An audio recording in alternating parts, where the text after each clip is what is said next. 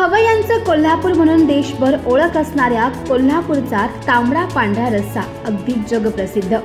याच कोल्हापुरात सणसमारंभ असो किंवा उत्सव, आयुष्यात एकदा दोनदा अपवाद वगळता एकदाही शाकाहारी जेवण न केलेला आणि दररोज मांसाहारी जेवण करणारा अवलिया पाहायला मिळतोय। गबाळकार दादासाहेब मोरे असं या दररोज मांसाहारी जेवण करणाऱ्या व्यक्तीचे नाव। कोल्हापुरात राहणारे 66 वर्षांचे ज्येष्ठ साहित्यिक दादासाहेब मोरे हे कदाचित महाराष्ट्रातील एकमेव असे साहित्यिक ठरू शकतात, ज्यांनी आयुष्यभर कधीही शाकाहार केलेला नाही। लहानपणापासून आजपर्यंत त्यांनी केवळ मांसाहारीच आहार घेतलाय, परंतु त्यांच्या आरोग्यावर त्याचा कोणताही विपरीत परिणाम झालेला नाही। आपल्या गबाळ या आत्मकथनासाठी राज्य पुरस्कार मिळवणारे भटक्या समाजातील दादासाहेब मोरे हे भटक्या विमुक्त चळवळीचे सुप्रसिद्ध कार्यकर्ते आणि कोल्हापुरातील ज्येष्ठ साहित्यिक। जन्मापासूनच पालासोबत भटकणं नशिबी आल्यामुळे दादासाहेबांना मासे खेकडे खावे लागतात, त्यामुळेच त्यांना आयुष्यभर मांसाहाराची सवय लागली। विशेष म्हणजे वर्षाचे 365 दिवस रोजच्या रोज 2 वेळ मांसाहार करत दादासाहेबांची वयाची 65 वर्ष उलटली, तरीही ते कोणत्याही गंभीर शारीरिक व्याधींना त्रस्त नाहीत।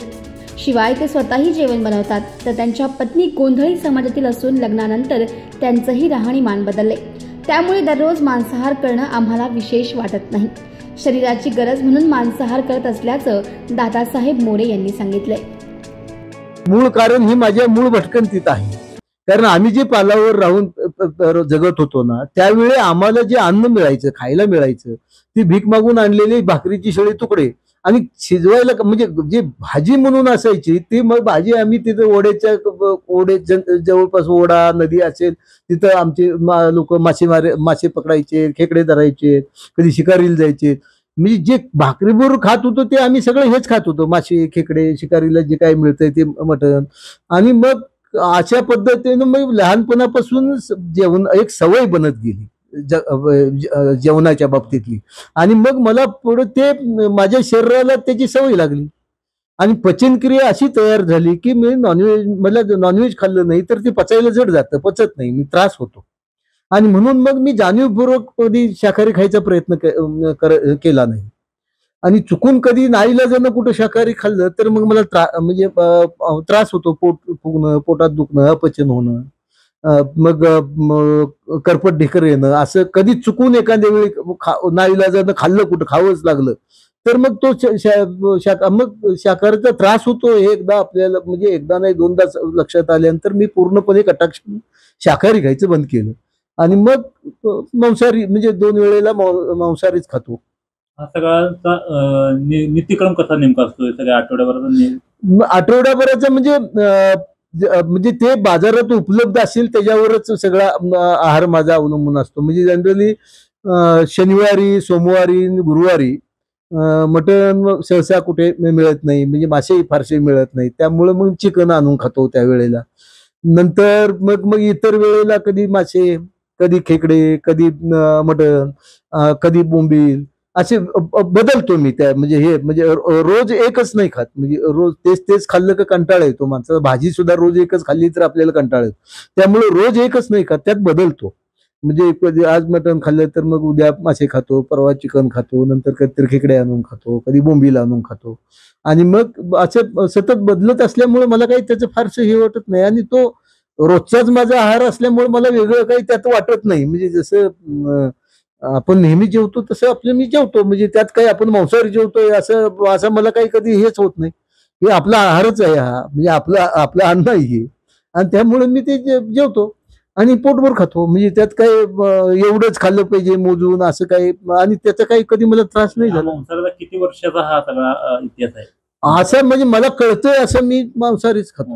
हो, म्हणजे 6-7 वर्ष आता कळायच्या पूर्वी कळायच्या आधी काय झालं मला माहिती नाही, पण मला जसं कळतं 6-7 वर्षापासून मी जसं मला समजत आहे तसं मी मांसाहारीच खातो। म्हणजे जनरल काय होतं, चुकून कुठे तर एखाद्या वेळी शाकाहारी खायला तर त्रास होतो म्हणून मी ते खात नाही, म्हणजे हे होत नाही। म्हणजे भात देखील खात नाही, भात नाही खात। त्याचं कारण मुळात असं होतं की आमच्याकडे, मी सोलापूर जिल्ह्यात, तो मुळात तिकडे त्या भागात कधी तांदूळ पिकत नाही। म्हणजे माझ्या घरात तर मला असं आठवतंय की फक्त सणावारालाच माझी आई कधीतरी एवढा असा भात करायची, तांदूळ तिकडे प्रचंड मिळतच नाहीत, महाग असं घेऊन खाणं परवडतही नव्हतं. आणि मग ते सणावारलाच भात केलं तर ते देवालाच ठेवायला जायचं, आम्हाला खायला कवळ मिळायचंच नाही.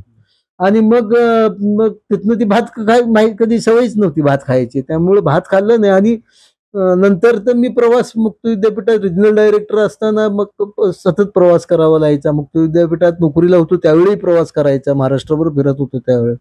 आणि रिजनल डायरेक्टर असतानाही मी इकडे कोल्हापूर, सांगली, रत्नागिरी, सिंधुदुर्ग, गोवा इथं इकडं मी प्रवास करत असल्यामुळे मला कधी भात खाल्ला कधी चुकून एखाद्या वेळेस नाईला जर खाल्ला भात तर झोप यायला लागायची. मग मी ते भातही खायचं म्हणलं नको, म्हणजे प्रवासात हे काही भानगडच नको, म्हणून ते भात खाणंच हे केलेलं नाही. 2 टाइम जेवण? 2 टाइम फक्त जेवतो, नाश्ता नाही, बाकी काही खात नाही दिवसभर, काय खात.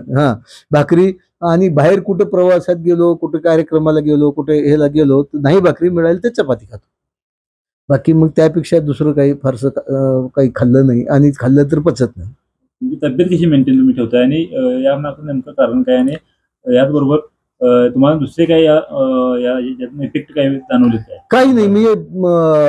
मी सकाळी एक 3-4 किलोमीटर चालतो आणि संध्याकाळी एक 3-4 किलोमीटर चालतो, म्हणजे माझा व्यायाम इतकाच.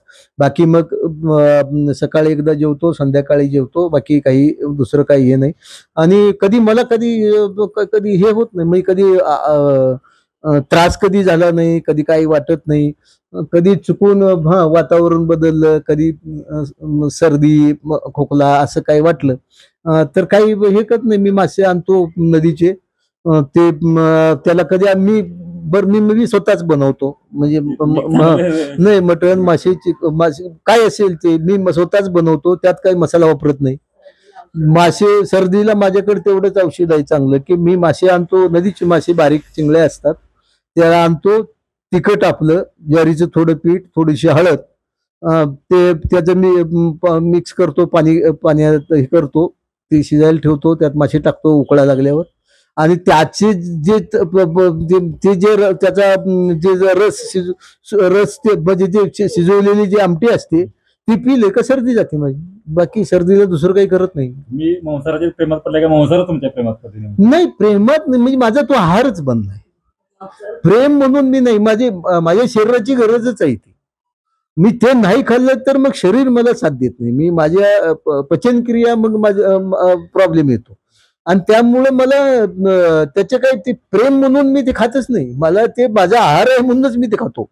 त्यामुळे ते मला फारसं त्याच्याबद्दल हे काही वाटतच नाही. माझं नाव विमल मोरे. 3 दगडाची चूल हे माझं आत्मकथन आहे, गोंधळी समाजात आहे. त्यात गोंधळी समाजातल्या स्त्रियांचं जीवन म्हणजे माझं स्वतःचं आणि इतर समाजातल्या स्त्रियांचं माझ्यासोबत येत असतानाचं आलेलं जीवन आहे. मी मुळात भटक्या विमुक्त जमातीतली गोंधळी समाजाची आहे आणि दादासाहेब मोरे हे भटक्या विमुक्तातलेच आहेत, फक्त ते कुडमुडे जोशी समाजातले आहेत. आमच्यात रोटीबेटी व्यवहार होतो, लग्न होतं, असं नाही की जात वेगळे आहे म्हणून लग्न होत नाही. तर आमचं लग्न झालंय. फक्त असं आहे की खाण्याच्या ह्या सवयीमध्ये तुम्हाला सांगताना आता ते नॉनव्हेजचे आहेत आणि मी शाकाहारी आहे, हे त्यातला महत्त्वाचा विषय आहे. कारण गोंधळी समाज हा देवाधर्माचा आहे, लग्नात गोंधळ वगैरे घालायला जातात आणि त्यामुळे जास्तीत जास्त शाकाहारी जेवणाशी त्यांचा संपर्क येतो. जास्तीत जास्त पुरणपोळ्या, गोडधोड जेवण. आणि आषाढ म्हणून असतो तो आमचा मर्यायचा, त्याच्यात फक्त बकऱ्याचं हे असतं. मग त्यावेळेला आम्ही आषाढात एक बकरं कापून देवीचं करत असतो. म्हणजे दोन्ही जेवण आहेत, खरं जास्त शाकाहारीवर भर येतो. म्हणजे घरात आणि असं वातावरण आहे की देवाधर्माचं आहे गोंधळ्यांच्यात, मुळातच देवीचा पुजारी म्हणूनच समजलं जाणार आहे. अशा वातावरणातनं आलेली मी आणि मग दादासाहेब मोरेंच्या सोबत लग्न झाल्यावर, गबाळकर दादासाहेब मोरे सगळ्यांना आता माहितीच आहे, आणि ते नॉनव्हेज खाणारे महत्वाचे म्हणजे, आणि मी शाकाहारी. सुरुवातीला मी काहीच खात नव्हते, नंतर हळूहळू त्यांच्या संपर्कात आल्यावर इकडं काहीच खायला मिळत नाही, तेच आहे म्हणून मी हळूहळू सवय बदलत जातात. शेवटी लग्नानंतरचा फरक असतो.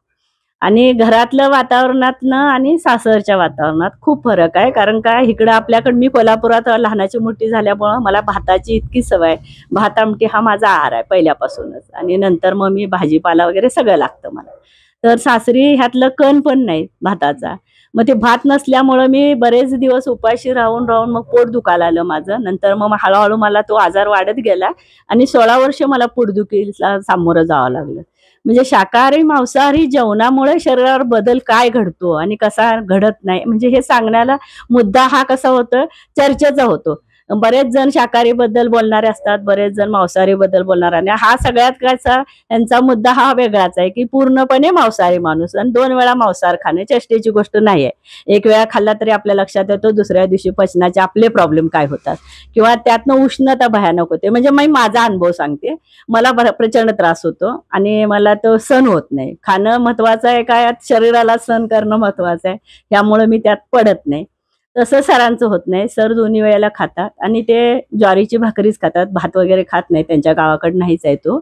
आणि महत्वाचं काय आहे, मसालेदार अन्न असल्यामुळं त्रास होतो का, हा पहिला त्यातला एक विषय असू शकतोय.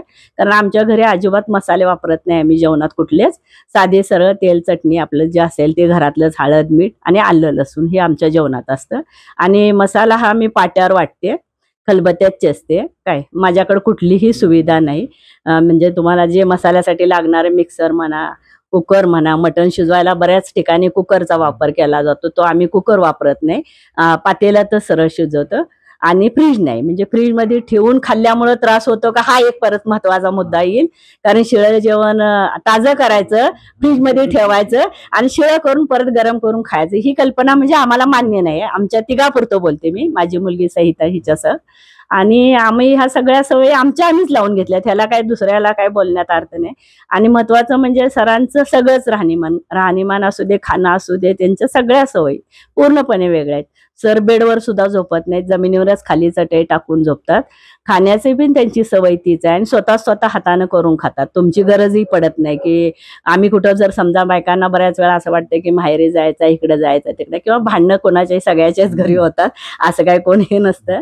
माझ्याही घरी होतात. मी कधी कधी चिडते, भांडते आणि मी म्हणते बऱ्याच वेळा, हा बसा वाजवत, मी पण निघाले. सर बिनधास्त म्हणतात, बरं झालं, मला काय फरक पडत नाही कारण मला सगळं येतं. म्हणजे हा एक त्याचा महत्वाचा मुद्दा की त्यांना स्वयंपाक येतो म्हणून माझी पण कधी गरज वाटत नाही. म्हणजे स्वयंपाक येण्याचे फायदे पण आहेत, तोटे आहेत असं यातला भाग नाही. आणि ही खरं महत्वाची गोष्ट आहे, माणसाला जेवायला लागतं 2 वेळा, त्यानं केलं तर काही त्यात फारसं वेगळं आहे असं मलाही वाटत नाही.